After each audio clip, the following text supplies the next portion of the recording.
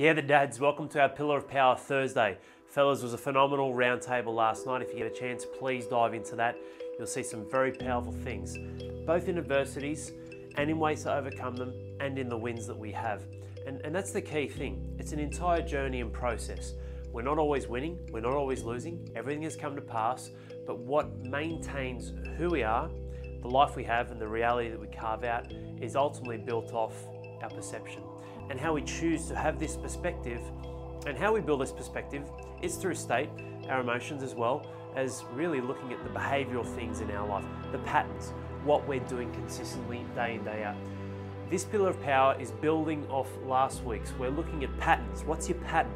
What are the patterns that you are recognizing, acknowledging, and either choosing to accept or not accept in your journey in where you want to go, who you want to be? Which then takes us into another way of looking at how we can recreate and build new patterns through sacrificing and stacking, creating stacks. What is a stack? A stack, well, there's lots of stacks, but a stack inside of RDM is looking at what I can do to compounding interest in my results, compounding interest as a human being, compounding interest in really what I am doing to build momentum off the back of some discipline, to build momentum in moving ahead in my life. Stacks, we'll talk about that in a second. But it's very, very simple when we're looking at the sacrifices. A sacrifice is a funny thing. Initially, what you are triggered or thought or reacting to believe is loss. It's what I believed for a long time, sacrifice, loss. And then when I got into elite sport, I started to understand. But even then, it was still the same. Like, okay, I'm sacrificing time with my family. I'm sacrificing going and getting out on the piss with the rest of the boys. I'm sacrificing drinking at weddings. I'm sacrificing late nights and going out to be an elite athlete in rugby league or to look after my body and compete in CrossFit. And all these sacrifices were coming, in a funny way, at a perceived loss, when none of those things were serving me anyway. But human language, connection, cues, how we can move forward, how we can associate and have that particular cue, this could be the one. Sacrifice. What am I willing to give up? If you give up this and you do this, you'll have this. Very simple. You can see the key things though. What is all of this built around? Action. Taking action. If I give up late nights, sleeping in, eating shit food, not having the right supplements if I need them for my nighttime recovery, and I go to bed early or earlier, don't wait up till 11 o'clock, cut out the lights, so turn the lights off earlier, turn off television and technology earlier, nothing after 10 p.m, no way, then I'm gonna have this. Way better sleep, better recovery, better feelings, better temperament, better nature, more energy, more fat loss, metabolic health, stress and syndromes that create ultimately chronic fatigue and chronic shutdown of our body and our immunity. All gone, all gone. I have this and I eliminate this. This is a great way to look at sacrifices. Very simple, weighing up the pros and cons. What are the pluses and what are the minuses? Write out a list, pros and cons. Okay. If I cut the shit food, cravings, all the moving parts that encompass this, equal this. So cravings, sorry, will be a minus. So this is a negative. I'm going to have cravings. What I think about in my life with enjoying treats, enjoying alcohol. So really what you're shedding, fellas, is your perception, your perspective on things. Rub all this out because I want to show you how to do the stacks. But that is a clear identifier. When we're looking at this, when we're looking at all of this here, it's all built around action.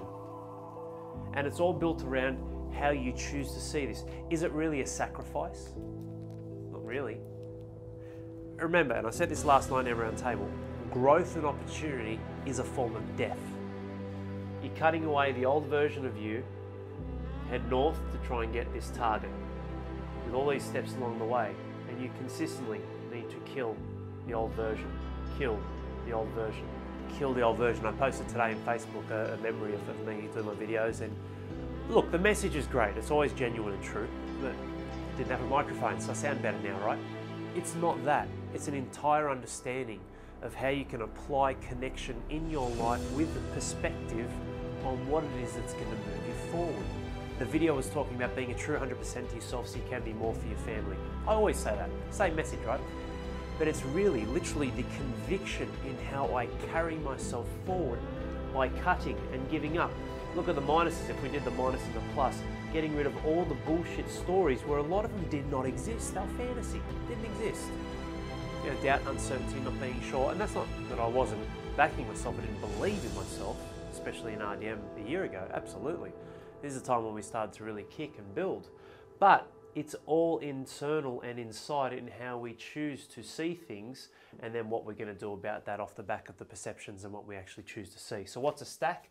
Good question, Al. A stack is building your perspective. That's all it is. It truly is. How do we build our perspective? So when I'm looking at this, which I want to show you guys, house of cards, right? We've got our house of cards, and this is literally all different sets of cards. All it takes is a little breeze, and all of a sudden, it's gone. Completely gone. What does this mean now? What are cards? Cards represent weak choices. Cards represent low-level shit. Cards represent surface-level stuff that doesn't have depth. It's not real, it's not you. So cards would represent pills, templates, social groups, mean sweet fuck all the things that I'm up against with the health and fitness industry and in life in general, things that are pulling you away and weakening you, not pushing you towards expanding and contraction to where you want to get to. Not a good stack. Not good, not good. What sort of stack should we create out? Building blocks. Building blocks. The red's a stubborn one, just like the adversities we face, right? So looking inside of your life and going, what building blocks am I having in place, putting in place, and consistently surrounding myself with? Like, you need the support of your wife, your children, the guys in RDM reach out, fellas, what do you think of this? I'm going to cook these meals and have this here, and here. Fellas, what do you think of this? I can't do this because of my shoulder, but what about these exercises? And obviously your dream team of the coaches, building blocks. Look at the stability there that you have. Like this is really something that's going to help you build together your nutrition, your training, the coaches, the environment, and then we literally rinse and repeat. That was a really stubborn one, didn't want to dry. Literally rinsing and repeating, rinse and repeat, rinse and repeat. How do we do this? We have this with different phases. Like the level of understanding you have might be phase 3 with your nutrition. What does phase mean now? What it means is your understanding. Protein, carbs, fats, calories, routine, rhythm, flow. You are up-leveling yourself, upskilling yourself through sacrificing the shit that doesn't serve you. Because remember guys, these things that aren't serving you, you might not accept them, you might not tolerate them, but if they're still a part of your life, they're taking mental and physical energy and focus away from you. So it's a double whammy, right? If you've got the full 100 and you're still spending some time here, even if it's not high-end stuff, but it's still a part of your life, it is drawing away from you a level of capacity and a sweet spot that you can truly have in delivering way more power in what you do every single day. That's why I went away from the gym. That's why I left the gym. Stacks. What's your stack? I want you to comment below or put things in place. The stack can be anything. It can be the plan and structure you put in place.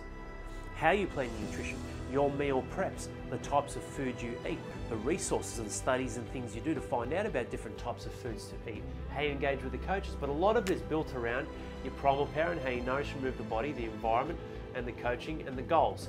All of this is the 5 pillars. It's what I live and breathe. It's life. It's my life. It's your life. It is our life. Where are we now? Where are we going? Primal power, environment, coaching. There's your 5. Across the board. Build the right stacks. Comment below on what your stacks are, what you can recognize and what you want to apply in your life to really have the pyramid that you can have. And the pyramid which is power. Because that's what it is. You're building momentum, you're getting some runs on the board, getting some speed up, educating yourself, building experiences in your life, and hardening yourself to what life will throw at you through allowing the opportunity to invest all of your energy in what's most important. That's the big thing, boys. I left the gym just about completely, I think in September. Hayden could probably back this up. He took on the bulk of the classes, the structuring, the scheduling. We had other coaches obviously help out as well. I just went, you know what? the gym, and it's something that I never wanted to give Hayden at the time, truthful and honest. But it's about looking and going, well, I don't want to create extra stress on him.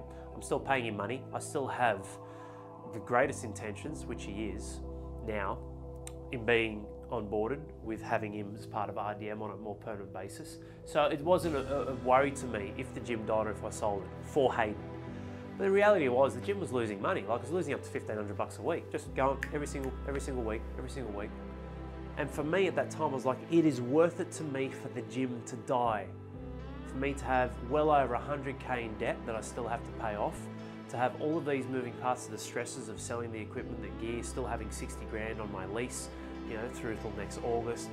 All of these moving parts, fellas, it was worth it to me to take away what was limiting, hindering my ability to grow inside of RDM and scale big time. What happened in September, October, November, December? A lot of you dads are here. You've been here. A lot of you dads have been here for around that 6-month mark.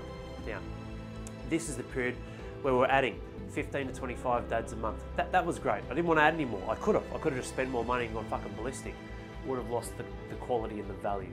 But the reality is, when you go all in, fellas, through choosing what you'll sacrifice, stacking your strengths, these things aren't about, like, yes, you learn competency, you educate yourself, you discover new things, but it's about finding your strengths and doubling down. Fuck the weaknesses.